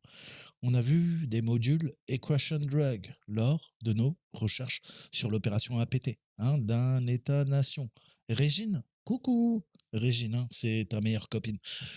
Donc, quelque part au Moyen-Orient, hein, il y a un ordinateur qu'on va appeler, hein, ou un aimant à menace, comme on dirait, un putain de honeypot, qui a également été infecté par Turla, Itaduc, Animal Farm, Careto, Mask, hein, APT6 ou pas. Bref, lorsqu'on a essayé d'analyser l'infection Régine sur cet ordinateur, on a identifié un autre module qui ne semblait pas être partie de l'infection Régine, ni d'aucune autre, hein, reliée à APT6. Donc tu vois que bah, parfois, tu vas avoir des preuves, des faisceaux de preuves, et tu vas te rendre compte que bah, y a plusieurs acteurs qui ont poutré ton système, plusieurs agences de renseignement. Donc, en plus de l'attaquant, hein, le fameux aimant à menace, eh ben, il y avait certains logiciels qui étaient attribués aux Russes, d'autres à la Chine, d'autres aux États-Unis, et même un acteur inconnu. Et même l'Espagne, d'accord? Donc on voit que bah, il y avait plusieurs acteurs, hein, plusieurs gamers, hein, dans la partie. Donc c'était une machine, un honeypot, hein, de chez Kaspersky qui récupérait, bah, vous l'avez bien compris, des exploits de petits skiddy, mais également d'acteurs étatiques. Et donc, bah, ça montrait, hein, tout simplement déjà la popularité, hein, de certains joueurs offensifs dans la ligue, hein, c'est la Ligue 1. Donc plusieurs chaînes d'outils installées. Euh, c'est même étonnant que la machine continue de fonctionner. Le honeypot, il était ras à la gueule. En effet, les outils offensifs peuvent quoi? Bah, rentrer en conflit, c'est ce que je te disais. Tu as plusieurs acteurs qui lancent leur même cyberopération en même temps. Ah bah merde, hein. Donc, bah, plusieurs façons. De quoi? D'écrire un keylogger, d'accord? Je dois modifier des composants spécifiques d'un système d'exploitation. Ah merde, et l'autre, il va en faire de même et donc ça va créer des crashs. Ça va créer quoi? Des modifications inconnues et des composants non standards. En tout cas, ton outil s'attendait pas à ça et il va se comporter d'une certaine manière et tu vas du coup, tu tu FUD, et bah, tu vas devenir détectable. Merde, c'est en train de niquer ta super opération. L'outil d'un attaquant, est-ce que se supplante simplement au tien, à un autre? Ou peut-être qu'ensemble, bah, ils vont empêcher quoi? Complètement le clavier de fonctionner. Et là, l'utilisateur va se dire: «Ah putain, je crois qu'il y a un petit problème sur mon ordinateur». Tu vas éveiller les soupçons. Donc encore une fois, tu vas tester avec des logiciels connus, c'est déjà assez difficile. Mais tu as un impondérable. Tu as plusieurs équipes qui sont en train de faire la nique au serveur bah, tu sais quoi? Ça va rentrer en conflit avec tes outils. Vous n'utilisez pas les mêmes outils. Tu as testé leurs outils? Bah non, c'est des agences de renseignement, hein, c'est des gars de l'armée. Moi, je connais pas leurs outils offensifs, hein, mais ils connaissent pas non plus les tiens. Ou pas, ça dépend. Et ça va entraîner des instabilités par nature, des impondérables. Et là, encore plus de friction. Ah, ça devient super compliqué en fait, hein, je me rends compte, la cyberguerre. Donc l'artisanat, hein, des artisans. Bah ouais, il peut y avoir des artisans qui vont bah, faire des choses avec leur petit niveau, hein, et puis après on va avoir des hackers étatiques, des acteurs étatiques. Imaginons que tu as Windows Defender, ok, qui surveille, je sais pas, les données sortantes, tu vois, au niveau du pare-feu. Chaque attaquant, chaque attaquant bah, reste en dessous du seuil. Ok, ils sont tous FUD, ils volent sous les radars, mais le problème c'est qu'il y a plusieurs attaquants. Du coup, bah, qu'est-ce qu'il y a? Bah, le défenseur avec ses sons de réseau, Windows Defender et tout, il va se mettre en branle. Il va se dire: «Ah putain, les quantités de données sortantes là, bah, ça devient assez prépondérant». Ah bah, qu'est-ce qui se passe? Bah, t'as 3 services de renseignement, qui sont en train d'exfiltrer des données de ta machine. Ah bah ouais, hein, c'est beaucoup moins discret. Donc les attaquants, vous avez compris, si vous faites partie de la même alliance, hein, je ne vais pas rentrer dans les détails, bah, il va falloir coordonner les opérations. D'accord? Pas se tirer des balles dans le pied, et sinon, bah, encore une fois, tu te desserres. Et plusieurs, c'est pas forcément mieux. Hein. Il vaut mieux coordonner une seule attaque avec différents acteurs. Mais je rentrerai pas dans les détails, c'est pas mon métier. Donc, on a des rootkits, hein. On a vu. Hein. TDL4, allez voir, qu'est-ce qu'ils faisaient? Mais trop malin, les mecs. Ils dégageaient les autres botnets. Ah putain, il y avait plusieurs botnets. Mais moi, si je veux mon botnet, mais je peux attaquer les autres botnets. Mais plutôt que les attaquer, qu'est-ce que je fais? Mais si jamais je les trouve, si mon botnet trouve d'autres botnets, il va les supprimer. Je leur fais la nique. D'accord? Le vert, Conficar, corrige la vulnérabilité qu'il utilise pour y accéder. Ah merde, exceptionnel.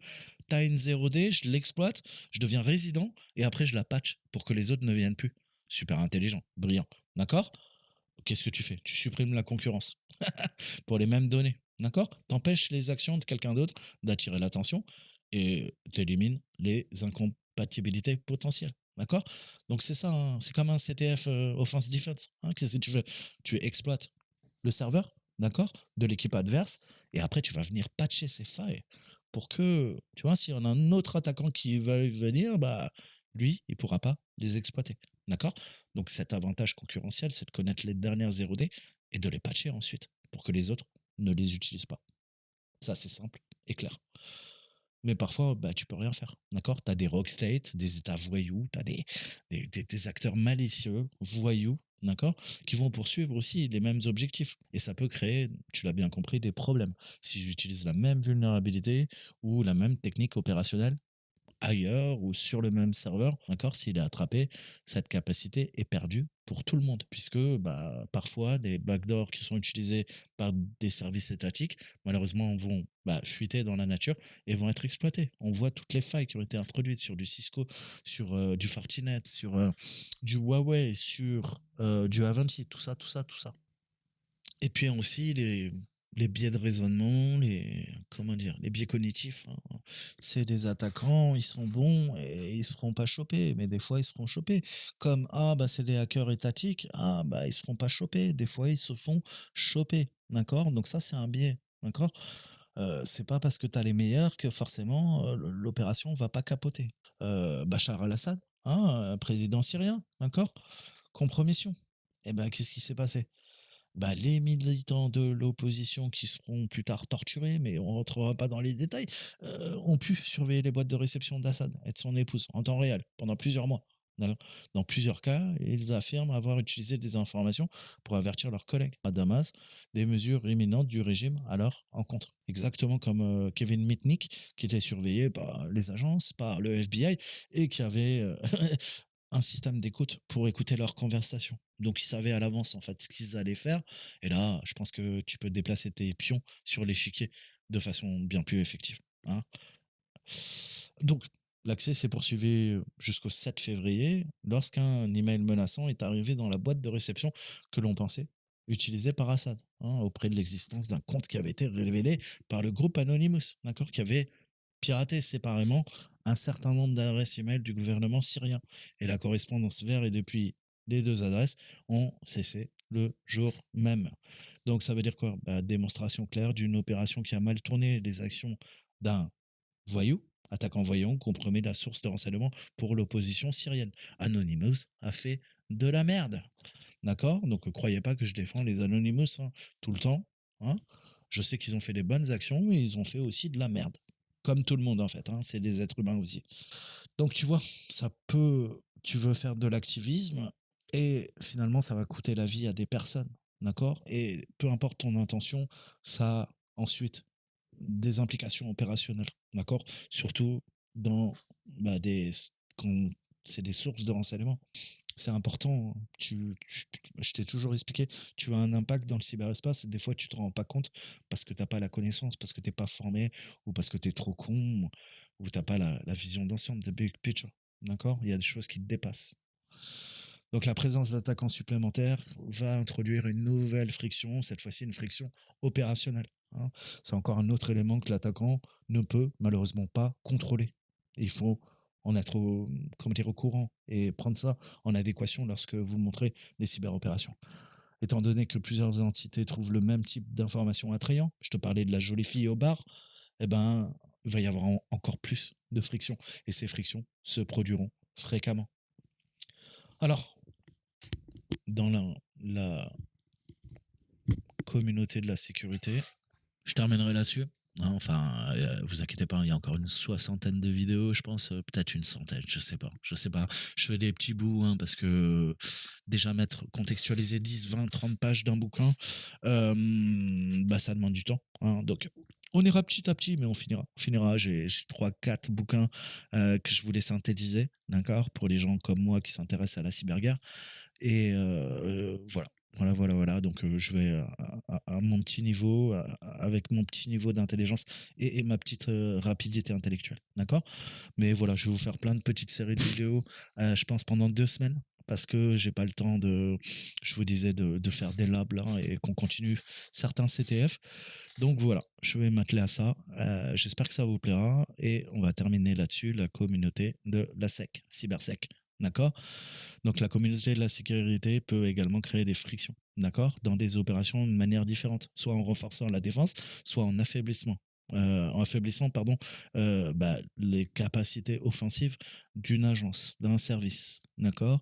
Les premières méthodes les plus évidentes, c'est renforcer les défenses via éventuellement quoi, une nouvelle technique de détection heuristique via intelligence artificielle. Ah merde, ça va mettre des bâtons dans les roues. Hein. La nouvelle heuristique, elle traite quoi? Bah, peut-être même pas d'un élément intrinsèquement malveillant, d'accord? Mais elle va détecter des problèmes au niveau du SOC, et bah, ça va être patché petit à petit, même si ça grille pas ta cyberopération, et ben, ça va venir combler les trous dans la raquette et bah, toi, tu vois, que ça soit une râpe à gruyère, d'accord? Plus il y a de trous, mieux c'est. Plus il y a moins de trous, plus la passoire, quand tu mets tes pattes, elle sert plus à rien, d'accord? Puisque l'eau peut pas s'évacuer. Je te fais des analogies à la con, d'accord? Donc voilà, encore une fois. Et là, c'est quoi? C'est de l'IA, c'est un exemple artificiel, d'accord? Mais imagine qu'un attaquant dispose d'un programme qui recherche des documents sur un disque dur. La recherche en elle-même ne suffit plus à qualifier que ça soit un programme suspect, d'accord? Pourquoi? Bah, on rentre dans cette ruse de guerre, hein, dans ce brouillard de guerre. OK, mais il y a plein d'autres programmes qui sont pas malicieux, qui font des recherches sur les disques durs, d'accord? T'as quoi? T'as des indexeurs, d'accord? Sur Linux, sur Windows, d'accord? T'as Windows Search. T'as quoi? Bah, t'as un programme qui vient indexer. Comme ça, quand tu fais des recherches avec des petits globes, que ça soit dans ta GUI ou en ligne de commande, t'as quoi? Bah, t'as une base de données qui est mise à jour, là, avec les inodes côté Linux, ou bah, via nos UID, GUID côté Windows, d'accord? Et pas que. On va pouvoir récupérer quoi? Bah, des patterns, des regex, récupérer bah, soit des images.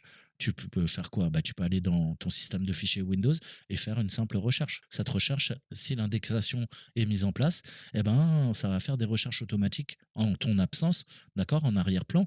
Et c'est pas toi qui fais ces recherches. Ça fait ces recherches pour quoi? Pour avoir un pointeur vers ces fichiers et gagner du temps, pour ne pas rechercher constamment sur des disques réseau ou sur ton C, sur ton D, sur ta clé USB. Pourquoi? Bah parce que ça entraîne des IO, hein, des entrées-sorties, et donc bah, ça ralentit. Ça ralentit tes périphériques pour rien, alors que si j'ai quoi? Un index, avec quoi? Bah, qui fait de l'indexation, le service d'indexation Windows parcourt les systèmes de fichiers comme je te le disais, va créer l'index, va accélérer les recherches pour les utilisateurs. Mais si je crée une arme qui fait la même chose, tu as bien compris que moi, là, chez mon indexateur, mon indexation, c'est quoi? Eh ben, c'est un outil qui va rechercher ce que moi, je veux en termes de pertinence pour pouvoir ensuite les exfiltrer en post-exploitation. Tu peux utiliser Find, la liste elle va être longue, d'accord? Tu peux utiliser Searchlight sur Mac, d'accord? Et tu as toujours bah, le principe d'indexation sous Microsoft et je te conseille de le désactiver. Pourquoi? Parce que justement ça fait beaucoup d'écriture, pas pour des raisons de sécurité, mais ça fait beaucoup d'écriture sur tes SSD. D'accord. Alors, les SSD via les IOPS, hein, les entrées-sorties, on parle de millions d'entrées-sorties, hein, d'opérations à la seconde, alors que tes disques durs sont très très lents en termes d'IOPS. D'accord. Donc, les opérations sur bah, la lecture, l'écriture, ça ralentit le système, ça fatigue les SSD. Donc, je te conseille, si tu as des SSD rapides, de désactiver le service d'indexation. Tu vas sur ton lecteur, tu fais clic droit, propriété, et ça te dit est-ce que tu veux défragmenter le disque ou est-ce que tu veux indexer? Bah, tu coupes l'indexation sur le C, sur le D, si tu n'utilises plus que des SSD. D'accord. Ça, c'est le petit conseil du jour. Donc, tu as bien compris, un acteur malveillant qui indexe pour exfiltrer des données ou le service d'indexation interne de l'OS, il fait exactement la même chose. Mais d'un côté, c'est pour te rendre un service, d'un autre côté, c'est des parties malveillantes qui vont venir te niquer la gueule. D'accord. Mais les opérations sont indiscernables les unes des autres. Il y a un programme malveillant, il y a un programme légitime, mais ces deux, ils font des recherches sur les disques durs. Donc la recherche de ce programme, hein, d'un attaquant peut être également différente, hein. Il va rechercher en phase de post-exploit, on s'intéresse à, vous le savez, hein, toute une liste. On le voit d'ailleurs dans des virus, hein, d'accord, qui vont quoi, bah, boucler, hein, sur toute une liste, un array de, comment dire, d'extensions bien précises, des fichiers Word, des fichiers JPEG, d'accord, des fichiers BMP, des fichiers Excel, etc., etc., etc., d'accord. Il l'ouvre, il regarde la première page, il les ferme. Là, en termes d'heuristique, c'est quand même bizarre ou pas? Ah bah, si c'est fait très rapidement, tu peux te dire: «Ah bah ouais, c'est pas tante Janine, qui a ouvert un PDF parce qu'elle savait pas ce qu'il y avait dedans, qui regarde la première page, qui se dit: "Ah non, c'est pas le bon fichier, je ferme"». D'accord? Et je passe à un autre. Tante Janine, elle va le faire et c'est tout le principe de l'heuristique. On va surveiller le comportement et puis voir, mettre en quarantaine les programmes incriminés qui ouvrent quoi? 500 PDF, qui regardent la première page, qui les ferment et qui les envoient sur un cloud? Ou tante Janine qui quoi? Bah, qui ouvre un PDF avec sa vitesse intellectuelle et qui va peut-être également l'envoyer sur un cloud partagé par une autre division, un autre département de la multinationale. Eh ben, c'est pas les mêmes choses, d'accord? Parce que quand t'exfiltres rarement sur un cloud qui appartient à l'entreprise, hein. C'est plutôt un cloud qui appartient à toi, ou à d'autres. Donc voilà, encore des exemples à la con, d'accord? Mais est-ce que ça entraîne des frictions ou pas? Tu as bien compris que des frictions, c'est des bâtons dans les roues qui vont peut-être faire capoter à terme ma cyberopération. On a des produits défensifs. Il y en a qui sont très bons, d'autres qui en sont moins. Est-ce que c'est des frictions ou pas? D'accord? Quelles sont les nouvelles fonctionnalités? D'accord? Et ça peut arriver dans une courte période et ça peut remettre en question ta cyberopération.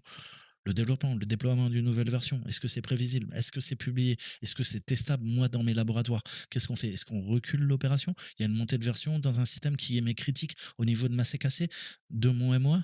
On va peut-être attendre. On va attendre de voir si quoi? Mon rootkit, il fonctionne encore, hein? Est-ce que mon exploit est encore fonctionnel suite à la montée de version? D'accord? Donc encore une fois, l'entreprise, elle veut gagner de l'argent, elle va commercialiser son produit dans le monde entier. D'accord? Donc ça veut dire que c'est pas une mise à jour sur un système, c'est une mise à jour sur tous les systèmes qu'utilisent et qui vont monter de version grâce à cette mise à jour. Donc tu vois que ça a un impact aussi géographique. Tu te focalises sur une machine à un endroit du globe. Mais maintenant, c'est toutes ces machines qui utilisent ces composantes qui vont avoir une montée de version. Ça veut dire que si tu utilisais d'autres serveurs de rebond pour pouvoir mener ta cyberattaque, eh ben maintenant tes rebonds peuvent être impactés. Pourquoi? Parce qu'il y a eu une montée de version. D'accord? Tu étais résident dans des systèmes, tu l'es plus. Ah merde, c'est en train de faire capoter mes putains de cyberopérations. Hein, ça devient compliqué. Il y a des techniques, des fonctionnalités pour les masquer. On fait de l'offuscation, les cacher. Mais l'existence d'un produit, bah, certainement pas. Des fois, ça va être des obstacles, des non-frictions, ou parfois, bah, il va y avoir des planifications pour essayer de contrer ou d'améliorer et voir, encore une fois, est-ce que ça joue ou pas sur mon opération. Donc, c'est pas vraiment des frictions, les produits, mais ça peut compliquer et ça demande une certaine planification puisque, bah, voilà et parfois c'est du voilà, hein, c'est black box, c'est, mise à jour du client et puis, bah, putain le la boîte elle te donne pas, les patchs qui ont été faits. Tu sais pas les failles critiques qui ont été patchées. Est-ce que ça va jouer sur, ton cycle opérationnel? Donc voilà, tout ça, bah, c'est des gens qu'on appelle la communauté de la sec, hein, qui vont faire leur boulot, mais qui vont créer parfois des frictions, hein, puisque leur but, bah, eux, en tant qu'indépendants, c'est quoi? Bah, c'est de trouver des vulnérabilités, trouver de nouvelles techniques offensives qui vont peut-être utiliser les tiennes, parce que toi, tu les connaissais avant eux. Pourquoi? Parce que bah, tu travailles dans le monde militaire. Et donc voilà. Qu'est-ce qu'on fait? On rentre dans un système, on peut parfois même retirer les armes de l'arsenal d'un adversaire, d'accord? Ou lui donner de nouveaux outils pour le pirater, d'accord? Pour faire du renseignement sur lui, d'accord? Donc voilà, Google Project Zero. Rechercher, corriger les vulnérabilités que les attaquants gardent secrets et qui n'ont pas été encore découverts. Mais des fois, ça peut, même Google, qui travaille avec les agences, peut bah, faire trop bien son travail et peut-être, bah, ah merde, faire contrecarrer certains outils qu'on peut utiliser dans la CIA ou la NSA. Hein, là, c'est moi qui suppute, j'en ai strictement aucune idée, mais ça pourrait arriver. Hein. Donc encore une fois, débat philosophique sur les vulnérabilités en tant qu'un État-nation, d'un service de renseignement, d'une armée, ce n'est plus les mêmes prérogatives que toi dans le monde de la cybersécurité. D'accord? Si on a des intérêts tactiques à ce qui est certaines portes dérobées, tu as bien compris qu'on n'a pas envie de les patcher. Mais ça, je te l'avais déjà expliqué dans une vidéo. Nous, on pense en termes de cybersec. Il faut patcher le plus rapidement possible certaines failles. Mais si ces failles sont exploitées dans la nature et qu'il y a des opérations qui sont menées, tu as bien compris que ça va desservir, d'accord, les services qui utilisent ces failles. Donc c'est encore une fois, hein, c'est très compliqué, hein, le bien, le mal, le monde des bisounours, le monde militaire, voilà, ta vision de citoyen, citoyen éclairé, peut-être si tu es dans l'armée, bah, tu as différents points de vue, d'accord? Et on n'en parle pas trop, tu vois? Et c'est normal, d'accord? Donc, divulgation responsable, hein, on en revient toujours à ça, l'éthique, la divulgation responsable. Est-ce que je fais ça en wild, hein? Tu peux faire des divulgations sauvages ou tu peux faire des divulgations responsables en passant par l'ANSI et en respectant la chaîne de commandement. D'accord? Mais, comme je t'ai dit, d'autres pensent que ce processus est souvent trop lent et qu'il est préférable d'avertir immédiatement les clients de la menace. Ça, c'est un gars de la CIA, hein, c'est pas saltimbanque, mais tu vois, il pense comme moi. Mais retiendront certains détails techniques pour éviter d'avertir les attaquants. D'accord? Et ça, c'est bien. C'est vraiment bien. Tu fais une forme de brouillage au niveau des communications pour que ça puisse être récupéré par la partie adverse, mais tu vas au cœur du problème patché, d'accord?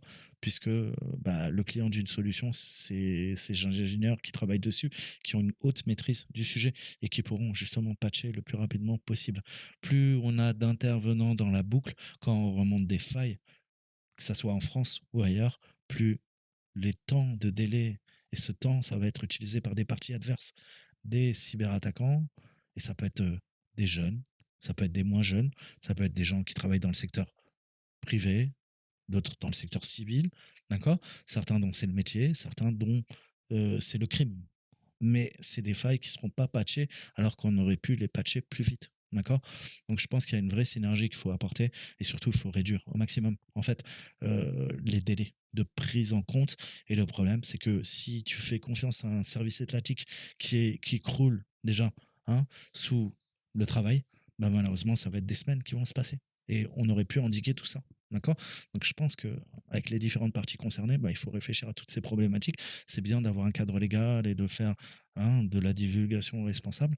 Mais si ça coûte bah, le chiffre d'affaires d'une entreprise, bah, c'est con. C'est con. Hein. On aurait pu aller bien plus vite. Hein. Et je te dis pas de retourner aux cartes hein, prépayées dans des cabines France Télécom.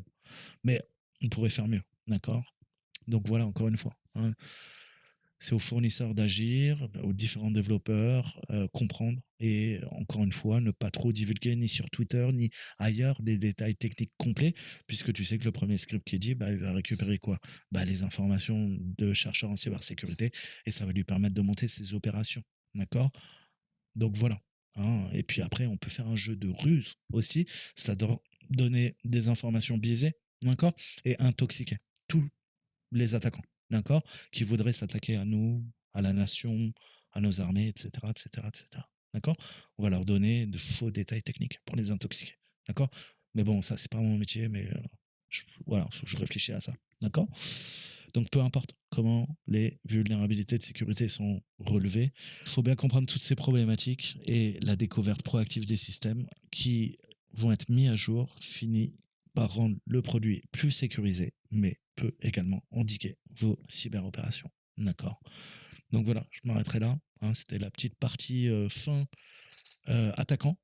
Et dans les prochaines vidéos, maintenant, on va voir la vision bleue, la vision en défense, là, dans l'armée, puisque c'est un monsieur de la CIA qui nous raconte tout ça. D'accord. Et qui a été directeur tout simplement des systèmes d'information de la CIA, d'accord, et qui a géré à la fois la lutte LIO, lutte informatique offensive, et également donc CNA, CNE, CNI, d'accord, et également la partie défensive, CND, d'accord. Voilà, bah, je m'arrêterai là. J'espère que vous avez appris des trucs. Je vous montrerai la vidéo, je sais pas quand. Et puis, je la posterai. Voilà, moi je vous dis à très bientôt. Ciao, ciao.